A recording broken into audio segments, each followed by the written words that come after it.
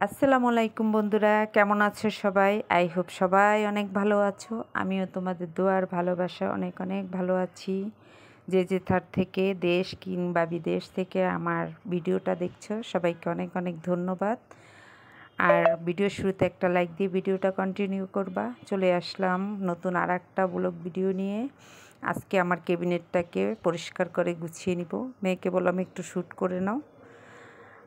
তো মেয়ে একটু শ্যুট দিয়ে দিল, আর সে দুষ্টামি করে আমার শ্যুটগুলা সব নষ্ট করে দিয়েছে। যে সবগুলো আমার পেজের ভিতরে ধরে নিয়েছে, তারপর আবার করে দিয়েছে ঠিকঠাক মতন। সবগুলো নামায় খাটে রাখতেছি। এই যে দেখো মাদুরটার অনেক বয়স, 8 সালে কিনছি। এবার আসার পর ইঁদুরে কেটে নিয়েছে। এই তো আমার সম্পদ, মেয়েদের পছন্দের জায়গাগুলো এইগুলা কেনাকাটা করা। আমার ভিডিওতে যারা আজকে নতুন সবাইকে অভিনন্দন। সবাইকে বলবো একটু ধৈর্য সহকারে আমার ভিডিওটা দেখো। ভিডিওর কোথায় যদি ভালো লাগে প্লিজ আমার চ্যানেলটাকে সাবস্ক্রাইব করে বেল বাটনটা অন করে দিও। আমি যখন নতুন ভিডিও ছাড়বো তোমাদের কাছে পৌঁছে যাবে। তোমাদের সময় মতো দেখে নিও, আমিও সবার ভিডিও দেখে নিব ইনশাল্লাহ। এই তো সুকেশটার এখন মুছে নিই, আর কাগজগুলো বের করে আমি ধুয়ে বারান্দায় মেলে নিয়ে নিব। তারপরে যে শুকনো কাপড় দিয়ে মুছে নিতে আসছি। তারপর দেখি যে না, ভালোভাবে ধুলা পরিষ্কার হয় না। তারপর ন্যাকড়াটাকে অল্প একটু সাবান পানি দিয়ে ধুয়ে তারপর মুছে নিছি। আমার দ্বিতীয় তাকের পিছনের বোর্ডটা একটু দেখো ঘুনে ধরছে, তার ধুলা পড়ে গেছে। এগুলো পরিষ্কার করতে আসছি। ক্যামেরায় দেখো ধুলা উঠতেছে, পরে পরিষ্কার করে দিয়ে তারপরে আবার ভিজা ন্যাকড়া দিয়ে পরিষ্কার করে নিছি। আর খয়েরি কালার বলতে তো খুবই খারাপ, কারণ নোংরা দেখা যায়। এই তো ভিজা ন্যাকড়া দিয়ে পরিষ্কার করছি, পর দেখো দেখা যাচ্ছে পরিষ্কার হয়ে গেছে সুন্দরভাবে মাশাআল্লাহ। আর তোমরা বলবা আমার শোকেসটা গুছানোর পর কেমন হয়েছে। আমার শোকেসটা ছোট 3 পাল্লার, কিন্তু মাল অনেক বেশি। মাঝে মাঝে ভাবি 2007 সালে যখন আমি প্রথম ঢাকায় আসি, আমার 5-এ বিয়ে হয়েছে, 6-এর ডিসেম্বরে আমার মেয়ের জন্ম, 7-এর মার্চে আমি ঢাকা চলে আসছি। তোমার ভাইয়ার নতুন চাকরি হয়েছিল প্রাণে। এর আগে ইউনিলিভারে চাকরি করতো, তারপর আবার প্রাণ আরএফএলে যখন চাকরি হচ্ছে তখন আমরা ঢাকায় চলে আসছি। আমার বিয়ের 3 বছরের মাথায় আমি ঢাকা চলে আসছি। এই বিয়ের পরপর আমি সবসময় বাবার বাড়িতেই বেশি থাকতাম। বাড়িতে শুধু শাশুড়ি ছিল, কিন্তু মন টিকতো না। একা বাড়ি, আমার শ্বশুর বাড়ি একলা বাড়ি, অনেক বড় বাড়িটা। তারপরে ঢাকা নিয়ে আসলো। তখন যখন আসছি তখন কি বলবো, কথায় আছে না, 2টা বালিশ নিয়ে ঢাকা শহরে আসছি। মাশাআল্লাহ এখন আমার বিশাল বড় ফ্ল্যাট নিয়ে থাকতে হয়। 1 রুমে টিন সেট বাসায় 900 টাকা বাসা ভাড়া দিয়ে থাকতাম, আর এখন আমি 26,000 টাকা বাসা ভাড়া দিয়ে থাকি। মাশাআল্লাহ সব উপর আল্লাহর ইচ্ছা। আল্লাহ যা চায় যা করে সবার মঙ্গলের জন্যই করে। আল্লাহর কাছে লাখো শুকরিয়া। আল্লাহ আমাকে নিয়ামত হিসাবে 2টা সন্তান দিছে, একটা ছেলে একটা মেয়ে। আমি অনেক খুশি তাতে। আল্লাহ আমাকে অনেক বিপদ আপদ দিয়েছে, তারপর আল্লাহর কাছে লাখো শুকরিয়া। আমাকে পরীক্ষা করে দেখছে, আমি ধৈর্য সহকারে পরীক্ষায় দেওয়ার চেষ্টা করছি। আল্লাহ পাকের কাছে লাখো শুকরিয়া। আমি বলবো যে কোনো পরিস্থিতিতেই আল্লাহর শুকরিয়া আদায় করা ভালো। যখন আসছি তখন কিছু ছিল না, এখন তো মাশাআল্লাহ অনেক কিছু করেছি, আর অনেক কিছু করব ইনশাল্লাহ। আল্লাহ যদি আমাকে বাঁচিয়ে রাখে আর আমার হাজব্যান্ডকে সুস্থ রাখে। এই তো সবগুলো মেয়ে পরিষ্কার করে দেয়নি, মেয়ে বাসায় আছে সেজন্যই সাহস পেয়েছি, কারণ একা একা করা মোটেও সম্ভব না। আগে পারতাম, এখন কাজ করতে পারি না বোন, খুব ক্লান্ত হয়ে যাই। আর বেশিরভাগ সময় এখন শুয়ে বসে থাকার এই কাজ, কি করব, ওরকম ভারী কাজ এখন করতে পারি না। তারপর মাঝে মাঝে চেষ্টা করি করার। আর ছেলে মেয়ে এখন বড় হয়ে গেছে, অনেকটা হেল্প করে আমাকে। মেয়ের এখন পরীক্ষা, ইন্টার দিবে মাশাআল্লাহ। আমার মেয়ে এসএসসিতে গোল্ডেন প্লাস পেয়েছিল। তোমরা দোয়া করো ইন্টার যেন এরকম একটা ভালো রেজাল্ট করে, ওর বাবার মনের আশাগুলো পূরণ করে। সবগুলো মুছে পরিষ্কার করে নিচ্ছি। আমার শোকেসে মাল ধরে না, এই জন্য আমি ঠিক মতন সাজাতে পারি না। তারপরে চেষ্টা করব আজকে গুছিয়ে রাখার জন্য। আর সব সময় দেখবা গামছা তাহলে আমার গলায় থাকবেই। কেন জানি না, ছোটোবেলা থেকেই একটা অভ্যাস। বাবা খুব বকা দিত। বাবা গামছা খুঁজতে গেলেই দেখতো আমার গলায়, বলতো ওড়না আছে তারপর তুমি গামছা কেন পরো। আমার কেন জানি ভালো লাগে এখনও।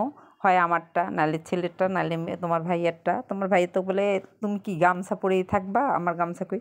তো মাঝে মাঝে আবার চায়ও না, চলে যায় বাথরুমে, তখন আবার বুঝি যে আর গামছা তো লাগবে, তখন আবার ডাইকা দিয়ে আসি।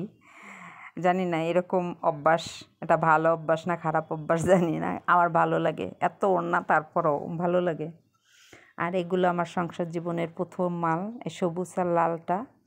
আমার মেয়ে বলে এত কাচের মাল থাকলে সবসময় মেলামেন্টের জিনিস সে খায়, আর এগুলো শুকেজেই থাকবে, শুকেজে থেকে থেকে নষ্ট হবে, কখনোই ব্যবহার করা হবে না, আর মেহমান আসলে ব্যবহার করা হবে।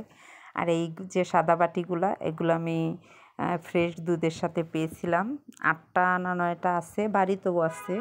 তখন আমি ফ্রেশ দুধের চা খাইতাম।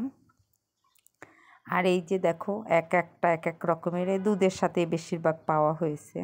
আর আমার তো চা খোর আমি বলো, সবসময় এখন মার্কস দুধ দিয়ে খাওয়া হয়, আগে প্রাণের। আর এই যে সাদা বাটি খুঁড়ার মতন, ওগুলোর 6টা বাটি ছিল, আজকে একটা ভেঙে গেছে, এর আগে 2টা বাসা পাল্টানোর সময় ভাঙছে।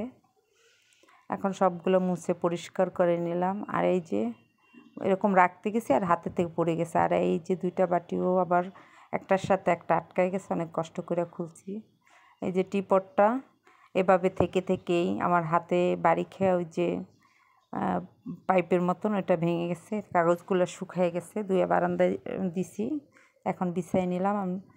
করতে করতে 2টা বেজে গেছে, গোসলও করতে পারিনি এখনও, আর গুছাতেও পারিনি। এখন আস্তে আস্তে গুছিয়ে নিব সবগুলো। আর বাসা চেঞ্জ করতে গেলে মাল অনেক ভাঙে, এবার আমার গ্লাস বাটি অনেকগুলো ভেঙে গেছে।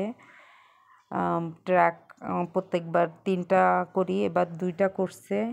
করতে যেয়ে মালামাল ঠাসাঠাসি করে বসছে, আমার অনেক কিছু নষ্ট করছে। এবার বাসা চেঞ্জ করতে সোফাগুলো টেনে লুজ করে ফেলেছে, তা আবার মিস্ত্রি এনে ঠিক করতে হয়েছে। আবার আমার প্রথম সংসারে কলস কিনছিলাম, কলসটারে ভেঙে ফেলছে। কাচের কলস কিসের সাথে জানি বাজাইছে, একদম ফুটা হয়ে গেছে। আর এই যে কোকের গ্লাসগুলো, এরগুলোর 2টা ভেঙে গেছে। মানে খুব খারাপ লাগছে, এরকম কখনোই আমার হয় না। এবার 2টা ট্রাকের কারণে আমার মালগুলো অনেক নষ্ট হয়েছে। আছি এ বাসায় আমি বেশি দিন থাকবো না। মাঝে মাঝে চিন্তা করি আল্লাহ কত দয়াবান। প্রথম যখন আসলাম তখন কিনে আসলাম, আর আজ এখন কত মাল হয়ে গেছে। বাসা চেঞ্জ করতে গেলে তোমার ভাইয়া শুধু বকা দিবে আমাকে, এত মাল কিনেছো, এখন বাসা চেঞ্জ করতে কষ্ট হচ্ছে। আস্তে আস্তে সব গুছিয়ে নিলাম। বন্ধুরা বলো কীরকম হয়েছে, দেখো এখানে একদম ঠাসা ঠাসা করা, কোনো রকম গুছাইছি, গুছানোর মতন কোনো পরিস্থিতি নাই। শোকেসটা এখন আমার কাছে ছোট মনে হলো, তারপরে চেষ্টা করলাম গুছানোর। কেমন হয়েছে তোমরা একটু বলে দিও। এই তো কমপ্লিট হয়ে গেছে গুছানো। আমার 4 পাটের শোকেস হলে ভালো হতো, তখন আমাকে বলছিল ওর বাবা যে কয় পাট বানাবা, আমি বললাম 3 পাট বানাও, কি রাখবো, কিছু তো সেরকম আমার নাই। তখন যদি 4 পাটের বানাইতাম তাহলে ভালো হতো। আমার শোকেসের কাঠটা খুবই ভালো। আজকে অনেক বছর হয়ে গেছে, 14-15 বছর তো হয়েছেই, কোথাও গুনে ধরে নেয়। ওই যে বোর্ড তো গুনে ধরবো, ওইটা চেঞ্জ করলে ঠিক হয়ে যাবে। খুব ভালো আছে। এই তো কমপ্লিটলি আমার শোকেসটা হয়ে গেছে গা। তখন খয়েরি কালার ভালো লাগছে, এখন খয়েরি কালার মনে হয় যে বানায় ভুল করছি, ময়লা হয়ে যায়। আর এই যে ড্রয়ারগুলোও এখন কিছু মাল রাখবো। এই যে মেলামাইন্ড, দেখো মেলামাইন্ড আমি কখনো কিনিনি, তোমার ভাই প্রাণ আরএফএলে চাকরি করতে এটা কিনেছি ট্রেটা, তখন তার থেকে আমরা গিফট পেয়েছি এগুলা। এই যে দেখো এগুলো সবই গিফটের, মেলামেন্টের যা আছে গিফটের। আরএফএলের আর একটা ব্রাঞ্চ হইলো ইটালিয়ান, ওগুলা সব ইটালিয়ানের। দেখো মিলিয়ে বা টানা দিয়ে দেখতেছে আমি কি করতেছি, খুব দুষ্ট। এই দেখো বাটি, এক্সট্রা বাটিগুলো, এই বাটিগুলোর এই একটা আজকে ভেঙে গেল, সবগুলো রাখলাম ড্রয়ারে। আর ওই যে বক্সের মধ্যে চামিচ রাখা আছে, উপরেও দেখছো অনেক চামিচ। আর মশার কয়েল, এগুলো আমি কিনি নাই, এগুলো সব আমার বাসুরের কোম্পানি, বাসুরের ছেলের কোম্পানির প্রতি মাসে দেয়। সরিষার তেল, এইটা বিস্কিট, নাবিস্কুট বিস্কিট, বিস্কিটের ডিলারশিপ নিয়েছে। আর এটা হলো ওর কোম্পানির কয়েল। আর ওই যে দেখছো অনেকগুলা মাজনি, এটা ওদের কোম্পানির। আর লাইট দেখো, লাইট হলো তোমার ভাইয়ের কোম্পানির। সবসময় আমার ঘরে যে লাইট, আর এ মাসে এখনও মুদি বাজার করা হয়নি, এগুলো আগেরই। কিছু কিনতে হবে। আর এই যে আমার মূল্যবান সম্পদ, সবচাইতে প্রিয় জিনিস আমার কাঁথা, অনেকগুলো মাশাল্লাহ। আমি এগুলো সেলাই করছি। আমি যত বেশি কাজেরই হোক, হাইয়েস্ট 15 দিনের মধ্যে আমি একটা কাঁথা সব কাজ করার পর উঠায় ফেলতে পারি। এইগুলো আমার নিজের হাতে পাতা এবং নিজের হাতে সেলাই করা সবগুলো। শেষ কাঁথা সেলাই করলাম কালোটা, দেখো। এগুলো সব আমার নিজের মন থেকে করা। দেখো বয়স দিচ্ছি তখন মিলে আমার কোলে এসে পড়েছে। কাঁথাগুলো এখন আমার পাল্লায় রাখি।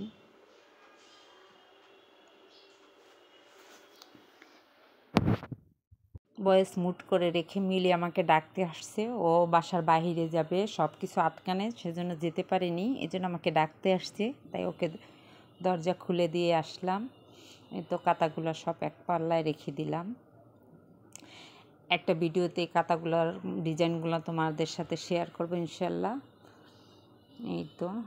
আর আমার শাড়ি খুব পছন্দ, অনেক শাড়ি আছে। বিগত 5 বছর আমি শাড়ি পরতে পারছি না, অসুস্থের পর থেকে পরি না, আসলে পরি না, পরতে পারছি না পরি না। আগে যেখানে যেতাম শাড়ি পরে যেতাম, আর এখন যাই না সব জায়গায়। এখন বোরকা, আগেও বোরকা পরতাম কিন্তু এত না।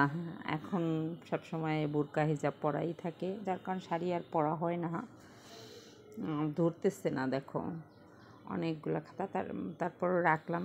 আলমারিতে রাখার জায়গা নেই, আলমারিটাও গুছাতে হবে। আমি আমার শাড়িগুলো তোমাদের সাথে একদিন শেয়ার করব। আর এই সাইডে এই যে দেখো, এটা হলো বড় একটা 5 ফিটের তাওয়ালিয়া। মেহমান আসলে অনেক সময় বিছায় খাবার দেওয়া লাগে, তখন এর জন্য নিলাম। ডাইনিংয়ে তো সব সময় বসা হয় না, বেশি মানুষ হলে নিচেও দিতে হয়। তখন ড্রয়িং রুমে ছিল না, কার্পেট ছিল না, এখন তো কার্পেট কেনা হয়েছে। কার্পেটটা তোমাদের সাথে শেয়ার করলাম। কিন্তু বন্ধুরা, তোমরা কিন্তু বলোনি কীরকম হয়েছে কালারটা। আমার মেরুন কালার খুব পছন্দ, আমার ড্রয়িং রুমে সব কিছু মেরুন কালার। আর এই যে দেখছো ক্রিম কালারের, এটা হলো আমার সোফার কুশনের কাভার 6টা। আর এটা হলো ডাইনিং টেবিলের কাভার। এই তো সবগুলোই পাল্লায় রেখে দিলাম। আর এই যে আমার হাতের কাজ দেখো, কার্পেট সেলাই করে নাকি, এটাই রাজশাহীর মানুষে করে। এক রাজশাহীর ভাবির থেকে সেলাইটা, ফুল উঠানোটা আমি শিখেছি। ভাবছি এমন একটা কাঁথা সেলাই করব। আর এই যে এগুলো সবে আমার হাতের কাজ, এগুলো আমি নিজেই করি। আমার যখন ভালো লাগে না তখনই করি। মাশাল্লাহ, আমি সব কাজেই মোটামুটি পারি, সব ধরনের সেলাই, গুজরাটি থেকে শুরু করে সব কিছুই করার চেষ্টা করি। আমি মেশিনের কাজ, আমার জামা, আমার মেয়ের জামা আমি নিজেই বানাই। আমি হাতের কাজ, কুশি কাটার কাজ মোটামুটি পারি। আর এই যে ছোট ছোট কোলবালিশের মতো দেখো না, এগুলোর ভিতরে আমি এক্সট্রা মশারি 2টা মেহমান আসলে লাগে রেখে দিয়েছি। আমার আস্তে আস্তে সবগুলো কাজ কমপ্লিট। সবাই ভালো থেকো, আল্লাহ হাফেজ।